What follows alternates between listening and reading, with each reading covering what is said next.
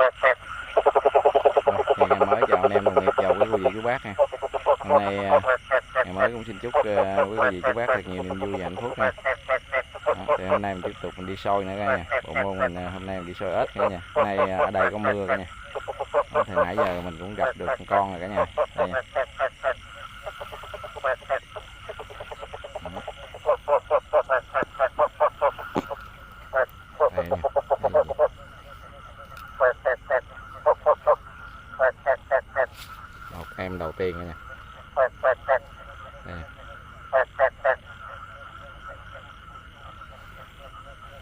Đây. Rồi, nếu có nữa thì mình quay nữa cho cả nhà mình xem nha.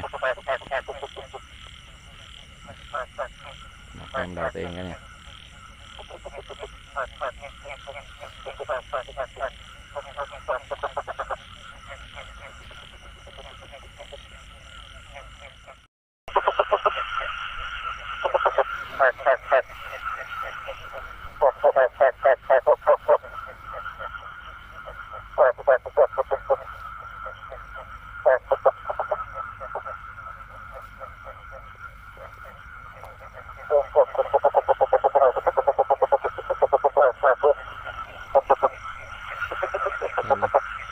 Một con nữa này.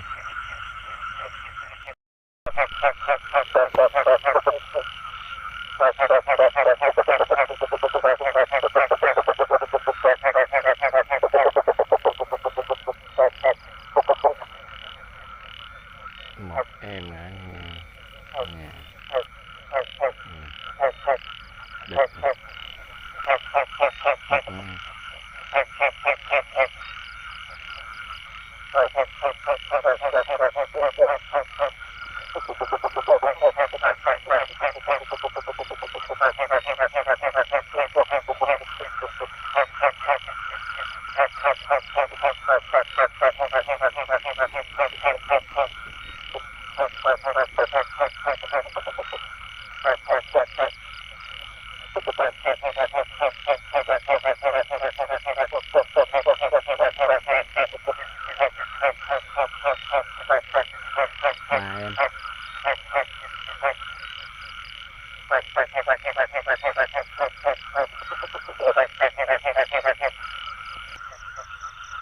Tiếp tục đây nha.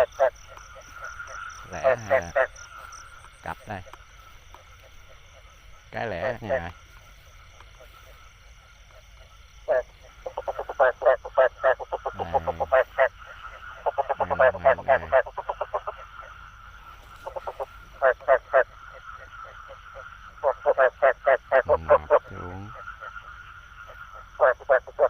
Cái nè, cái lẻ. Đây nha.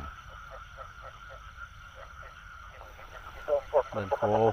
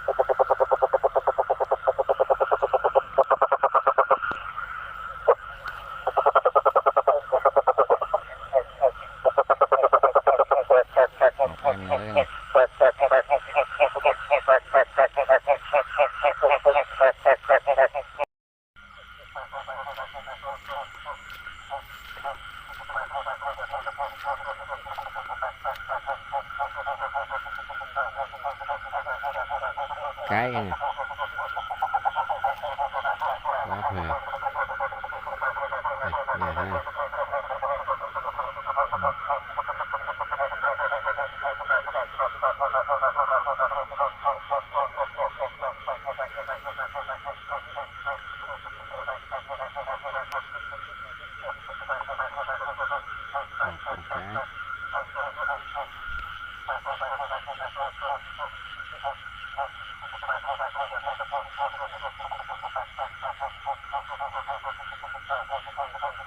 Máy mình giữ đây nè, mình giữ nó cái nó nghe máy kêu nó lết lên đây nè.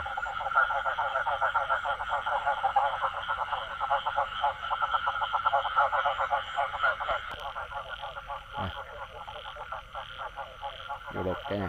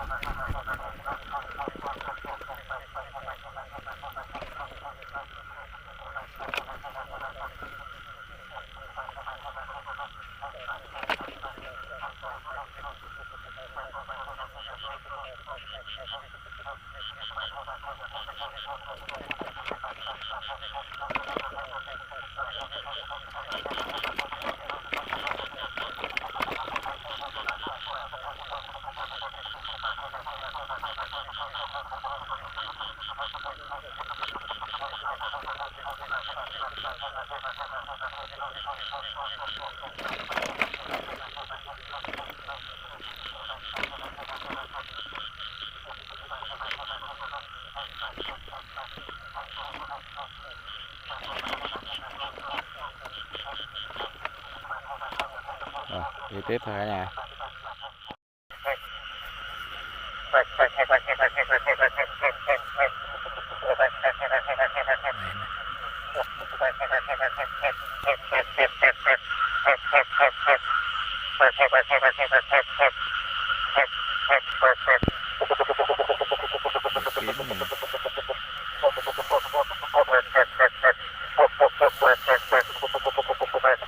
Kêu con gà.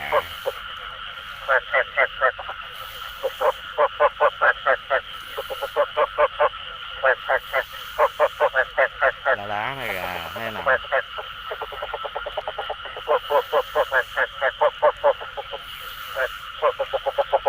Còn hay vậy.